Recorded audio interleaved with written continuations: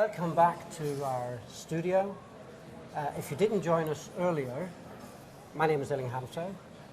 It's the lunch break now, and we've brought a couple of the speakers here to have a little chat with them. We've got Malgosia Bartosik. Hello. She leads the event and membership department of European Wind Energy Association. And then we've got someone all the way from India, Monimita Sarkar. Hi. Hello. That's a long way to travel. Yeah, indeed. Did you come here just for Association Congress? I did. I've known Damien for a while and wanting to come for this event past years, but this is the first year I made it. And it is a long way. And you're one of the, I wouldn't say grand old ladies, but you're one of the you. founders of the, the PCO business, the events business, the Congress business in India. Yeah, we've been in the business for over 18 years. I've been doing this. And yeah, really seen the association business grow in the time.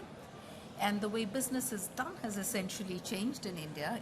Of course, earlier it was primarily government meetings when I started, which was way back in the 90s. But now we see a lot more associations coming in, corporates coming in. So it's vastly different.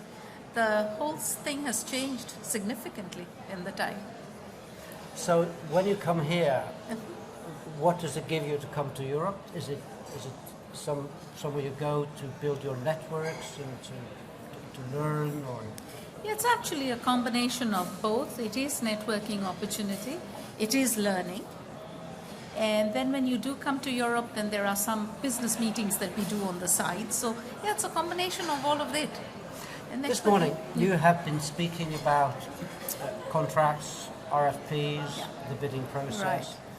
Right. We didn't see that because you were running parallel with Malgosia and what she was doing. Yeah.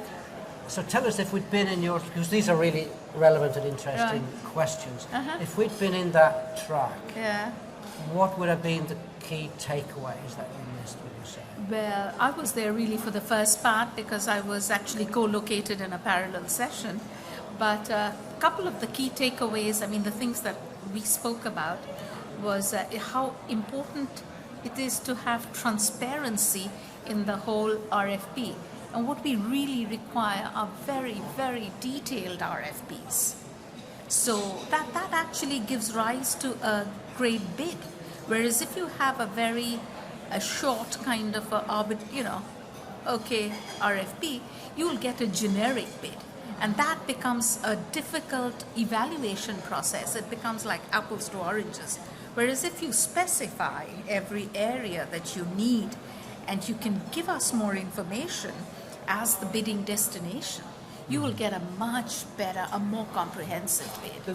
When you say transparency between which parties?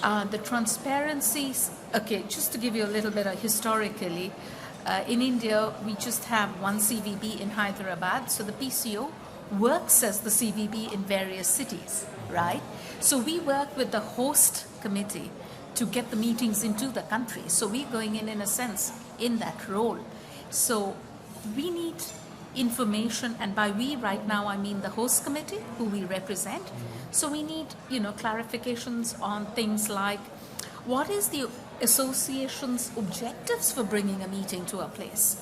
Is it just the bottom line, that you have a very good deal, you get good rates, therefore profitability is high? Or are we talking about growing memberships? Are we talking about education? And possibly are we also talking about scientific innovation in a particular area? In an emerging destination, for instance, if you're talking about scientific innovation, how does that impact? So those are the things that we would like to bring to the table. So if we have bids telling us what is the association's primary focus in holding a meeting in a particular destination. So what you're saying is, tell us everything, and don't try to think that you should only tell us what we need to know. Yeah. So that's one thing, Right. openness and completeness and detail. Yeah. And then secondly? And actually, to just a little more on that, we need financial detail. So we need to know what kind of budgets. We need to know whether, the host society gets any startup seed capital, gets any money, what is the profit share mechanism, because all of that then becomes part of the bid document that we present on behalf of the client. So you need to know. We need to know. That's the thing. Firstly, you need to know everything. Yeah. There's not too much information. Yeah. There's not too much detail. Right. And then what else is a key takeaway from this morning? The key takeaway is, I guess, negotiation. How to negotiate. And here is a very, we're sort of sitting in the center, because at one end we negotiate with the venue, we negotiate with the hotel, and on the other hand, we also negotiate with the client, which is the other party really on the other side. So it's sort of a fine balance. But to create a bid, very important to have excellent hotel rates, like we all know, because we are in competition. It could be with a destination which is significantly cheaper than us. For instance, if we were doing something Mumbai to Kochi, if Mumbai was bidding and Kochi was bidding, now we know that Borneo is going to be cheaper. Negotiation in India is probably quite different from negotiation in Central Europe. I imagine so. I haven't done business in Central Europe. I know there is a session later tomorrow on multiculturalism. Yeah, actually, that session was today. Oh, was it? And I was speaking on that one. Okay. So you're right on that. Yeah. So negotiation is actually very, very different, and it could be a little long drawn out, but it happens. Yeah. And you really need to know what is the culture you're negotiating in and what are the parties you're negotiating with. Do your homework on negotiation. Yes. Yeah. Anything else we would have taken away if we were there? Well, they did speak about subventions. I wasn't there at that time. Yes. But yes, incentivizing. How do you incentivize the association, even the international body? For instance, sometimes the international body will come because, again, like I said, there could be membership growth. We could potentially in India have the other SARC, SARC is the South Asian region. Yes. The other countries from the South Asian region participate, because it's very expensive for people to travel to Europe, to travel to a North American destination. But if it's in the region, you get a lot more regional participation. So some of those things are very interesting. And you're nodding, Malgosia, you recognise these points. Yeah. So you were in the track, which was essentially the commercialisation of congresses. And would you like to make any comments to some of those things that you said? Yes, I think that you mentioned transparency, and you mentioned transparency with the focus on the organizer. I think it's also important on the other side that and that shouldn't be underestimated. The organizers sometimes they are very surprised with some hidden costs. Hidden costs, or just you might not hide it, but we were not aware as the organizers. So I think the transparency and communication is really important on both sides. It's absolutely. I agree with that, and that's why over specification is never a bad thing. Yeah. So when you over specify, the budgets you will get will necessarily be very, very clear, because it's so detailed. If you can break down the AV, for instance. And that's part of the commercial success. Tell us a little bit more, Malgosia. We did watch your panel and your presentations. You were lovely on stage. I could tell you were a trick to make me feel more... No, but I could tell you were enjoying yourself up there, right? Yes. Yes. And I hope the participants also enjoyed my presentation. Yes. They could take something out of it. But there were several presentations. You had the panel discussion. From your own or from what you heard, what would you say was the key point? If I was going to just take away one thing from your session this morning, what was the key message? I would say ask questions. Don't do things as you've been doing historically, as you've been always doing it, and just take it for granted. Ask questions. Why are you doing it? And challenge it and see if you can do it differently. The world is changing. The members are changing. Everyone is facing different problems, and they have different expectations. And if you just do things as you've been doing it for ages, it's not going to be successful. So I think ask questions is very important to make sure that you actually come up with a format that is the most suitable, given the context, given the new financial situation, given the new expectations. So I would say that's a key. Challenge everything. Well, I was intrigued by your story, how you turned disaster. Well, it was the disaster that made you start asking the questions.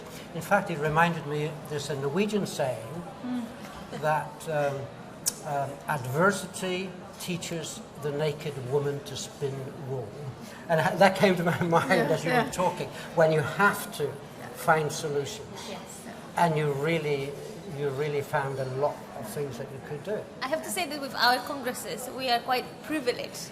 It's always challenging because there's always something happening. I remember once I had an interview in one magazine, events magazine, and they've called it the most unlucky congress in the world. So, but we always manage we know exactly what we are doing and what we have to do to make it successful. And I think this is always, we always learn our lessons, but we always somehow prepared. But there would be always something that we wouldn't be able to foresee before, even if we did thousands of risk analysis. Now this commercializing your congresses, and there's been other session on pricing, we're going to have that later on, I think. Is this becoming more and more important because of the difficult times? Is the role of the Congress as a source of funding becoming increasingly important, generally speaking? Yeah, it is. It is. The role of the Congress, as we know, the annual Congress or the biennial Congress, actually funds the association, right? Yeah. A large part of the funding for the organization, for the association, comes out of these meetings. I can't say entirely that you would know. Well, you told us. What was it, 60% of the funding? It's more than 50%. More than 50%, yeah. Is there a danger sometimes that the funding purpose becomes, the main purpose? And that is there always alignment of the need to generate funding and the need to fulfill the mission of the organization, to provide the education for the participants and so forth? Is there sometimes a possible conflict? I have met organizers and associations, international associations, who are looking to taking meetings out, knowing very well, and maybe because they're a little wealthy, some of these associations, they have built up a corpus. Okay. Because now they are saying, we want to be out there. And money is not the primary aim. Well, so they're the lucky ones. They may be the lucky ones. Yeah, they're saying that is not the only thing that is currently driving us. So they can certainly, they can afford to focus on their mission. Yeah. So membership and education, new areas, cutting edge technology. From what you see, Malgosia, is this something that is an issue with you sometimes? Well, it can be very risky, and it can be a very big issue if you do it wrong.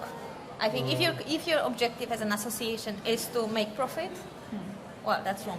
That's a wrong objective to start with. Yeah. So I think you need to make profit. Of course, you need to make profit because for most of the associations, that's where the most of the revenue is coming from, and you need it to finance the activities of the association. But you are not going to make profit if that's your only objective.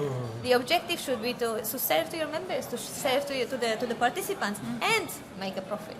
So first you need to deliver and make sure that you deliver, make sure that they have the highest return on investment, that you offer them opportunities to basically get the high return on investment, and then you make profit. It has to be that way around. It cannot be the other way around. Always. I'm going to do a little change of topic now. We're going to say thank you to Monimita. Thank you for joining us. Thank you very much. We're going to bring someone else on in your place. Okay, thank you very much. Bring our keynote speaker this morning, Milton Sousa. Have we got him hovering nearby? Milton, if you join us, please. Hi. Hi. Milton Sousa. Hi, Malgosia. So we all listened to your intriguing presentation this morning. Someone from outside of our industry, from outside the association world, taking a look at who we are, what we do. Very interesting indeed. Yesterday, I happened to ride with Malgosia from the airport in the bus to the hotel, and guess what we talked about? We talked about leadership of all things. So then I thought I'd bring the two of you together and let's have a little chat about leadership. Everything rests on leadership, doesn't it? And the congresses that she does, 10,000 people, and you can imagine all the 20 staff, but that's nothing when 10,000 people are coming together. All the subcontractors, the venues, the technology, everything. Let's ask you first, Malgosia. Is that a piece of cake, or is that a big leadership challenge every time? It's always a challenge. It's always a challenge, but it's a challenge combined with passion. It's my passion with the right objective. Of course. With the right objective, because that's what you highlighted at your panel and at your keynote. And I agree with that. You need to have a right objective, and then if you can merge it with passion, then even if it's not a piece of cake, you still enjoy it. You enjoy it, and you can get people on board. Well, I think if she enjoys it, doesn't that mean she probably does it well? Of course, that's the first base condition for a good leader, is that they enjoy actually what you're doing. But actually, I've been lucky, if you want, to think about leadership, but also to actually, as an executive director of the Estoril conferences, I also run the congress myself. Okay. So I've learned to experience leadership from that point of view as well. And it helped me kind of lose the illusion that you could be this idealistic leader that inspires people all the time. There's a bunch of really hands-on operational work that needs to happen, and a great leader learns how to move between that inspirational side, but at the same time making sure that things actually happen. And there's a transactional element to it, if you want, there's a management element to it, and there's an inspirational element to it. Yes, because leadership is all these things. It's a strategic leadership. It's making sure that you have the tools, you carry the water to the people, you have the systems, and your project management and the quality assurance, and then there's the people management. No? Yeah. Malgosia. I took some notes during your keynote, and what I really liked what you said was about volunteers. You know, when you think about volunteers, you normally think that, especially in the corporate, you say you need some free resources. And what you actually define volunteers is actually the people that do get paid, that are on a permanent contract, but they do their job because they love it, because they want to do it. They volunteer. It's their choice that they want to do it. And I think it's really important, and this is what I experience in my team. I have 19 staff, and I come to the office, and all of us, we come to the office every day smiling. It doesn't have to be me saying, look, there's something to be done, you need to stay in the office longer. Can you make sure that you check your emails during your holidays? They do it, and it doesn't feel like they are doing it because they know that they will get bonus. No, since 3 years we didn't have bonuses. Even it's linked to many different reasons, but it's not. It's the main driver is the fact that they chose to do it themselves. They want to do it. So Yes, I thought but that they was probably very... did have bonuses. They did They it. had an everyday bonus Exactly. in good management. Exactly. That's the intrinsic. That's what I would like to think. Yeah. No, absolutely. I think that's the sign of a great leader is indeed that if people, actually, if you look at what Greenleaf has written about servant leadership, he says actually the measure of success of a leader is indeed in the end, if you see people growing, if you see people improving, if you see people learning, becoming more than what they thought they could be. That's the sign that you're actually doing a great job. Because then, if you are able to pull that out, the people will do it for you. Yes. You don't have to tell them all the time what they need to do. Suddenly the system becomes self-managing. Ideally, if you're a great leader, the system at some point runs to a large extent by itself. Having said that, there will always be times, as we said in the beginning, where you need to intervene. So a leader is a sort of a schizophrenic kind of personality, because you need to sometimes step in and then sometimes zoom out and leave room for others. And you need to always to move between this vision, operational, being hands-on, being hands-off, and you need to move frequently between these two spectrums. So it's really clearly a very hard job to do. Do you feel sometimes, Malgosia, that you have to intervene and you don't really have time to grow someone? You just have to go in and do it. Is that something that you feel you shouldn't have to do this? Is that a bit of a defeat every time, or will it always have to be like that? No, definitely. I wish each leader or manager had really time to get to know people first, to get to know what kind of manager they would like to have, how they like to be managed, what is motivating them. This is something that's extremely time consuming, but then it really pays off. And you know that there are some people in your staff, they are less proactive, and they feel comfortable when you told them from A to Z what they need to do. There are some that they need to do that what motivates them is a challenge. You always you put them you throw them into the deep water, and then they learn themselves how to swim. Yeah. So, but you can make a very easy mistake if you don't identify it, and then you throw them to the water. Then they sunk. But you know what Napoleon said? You know what Napoleon said about leadership? He said there are no bad soldiers, only bad officers. So at the end of the day, basically, it says you can grow anyone. Yeah? Definitely. But one thing is your own staff and your own team, and you grow them over time. But then suddenly you're managing a big system with external resources, with other companies, and they're with you maybe only for this one congress, and then it's a new team the next time. How do you exercise good management of those external resources? What is key then to make them pull with your team? I think you need to, again, I use this word engagement because I think it's very important. They need to be they need to act like extension of your team. They need to understand what are your values, what are your objectives. You need to communicate with them, and they really need to be part of the team. And but how can you make that happen? They're with you only for that short period of time. We have a lot of companies a lot of suppliers that we have long-term agreements with them, and we like to bring them. We rotate with our event, but we like to bring them with us. With the venues, of course, we rotate, and almost each year we go to a different venue. We spend a lot of time at meetings to explain them why we're coming, what are our objectives, and try to make them part of the organizational team. So that they have a very good understanding also how we work, how we like to work. It's always surprising for them how we work, because we have all our own processes. And actually, what you have to also pay attention to be flexible, because you can't then go also and impose. We work like this, and you need to accommodate. I think you also need to be flexible and work out together. Some kind of a middle solution that works for both. So it's a win-win for both. Actually, what you're saying is actually very true. There's been quite a lot of research in terms of what makes successful teams. In many cases, we're talking about a team here. And the most successful teams spend most of their time actually preparing. Yeah. So they spend actually tremendous amount of time before the event or whatever they have to do, preparing for it, making sure that they understand each other. There are clear lines of communication. And planning for different scenarios. What if this goes wrong? What do we need to do?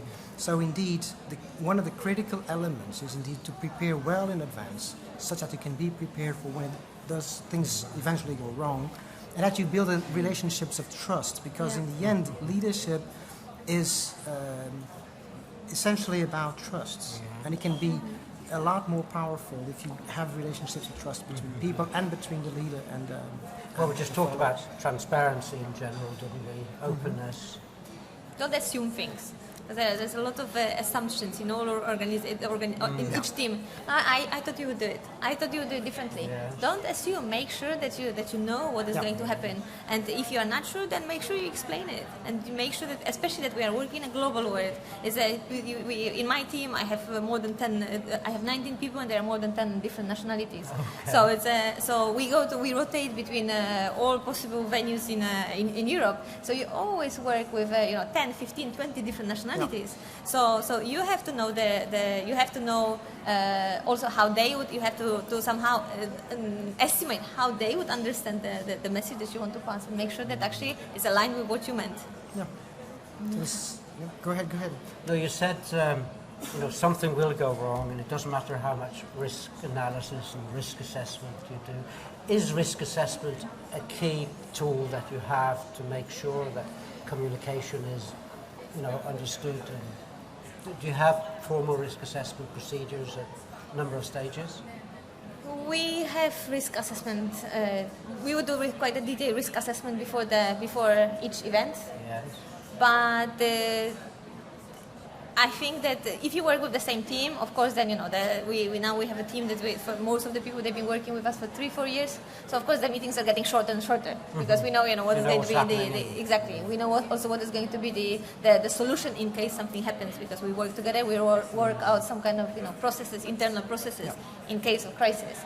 But I think just to know what the roles are, who is going to take a decision, who you can rely on when there is a critical situation happening. This is what is very important, so that when something really happens, then you're not running like crazy. Finding actually someone that you can talk to. I like to use a quote from Eisenhower about this. He said at some point, like, plans are nothing, but planning is everything. So he said planners are not. Plans are nothing. Planning is everything. So you know that when you go to the battlefield, that things will go probably very different from what you planned for. Exactly. But the fact that you plan for different scenarios will allow you to be flexible and on the spot sort out things. So I think the process of planning is essential. It's more about a process than the actual plan itself. But the fact that you get people together, and that's a sign of leadership, and you discuss and address different things will be essential to ensure that an event goes right, because it will go wrong in some or another way, right? So that's guaranteed. Sometimes it'll go very wrong, yes. A lot of people in this industry, a lot of people have been thrown into management jobs. Either they manage a team for planning an event or they manage an association.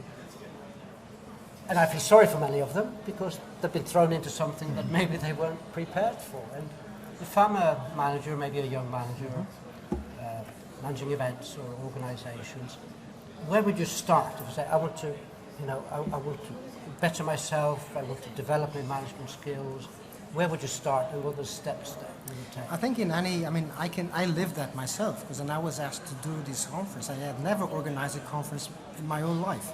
So I had to start from scratch, from zero. What I started with, at least for me it works, and I guess it's true for most new management positions, I started off by listening and trusting, not to interfere too much with the way things were operating already. I needed to believe also that the people that did this before in my team were equipped and experienced to make sure that it goes all right. So I kind of found a role in the team myself. I adapted to the team instead of trying to adapt the team to me.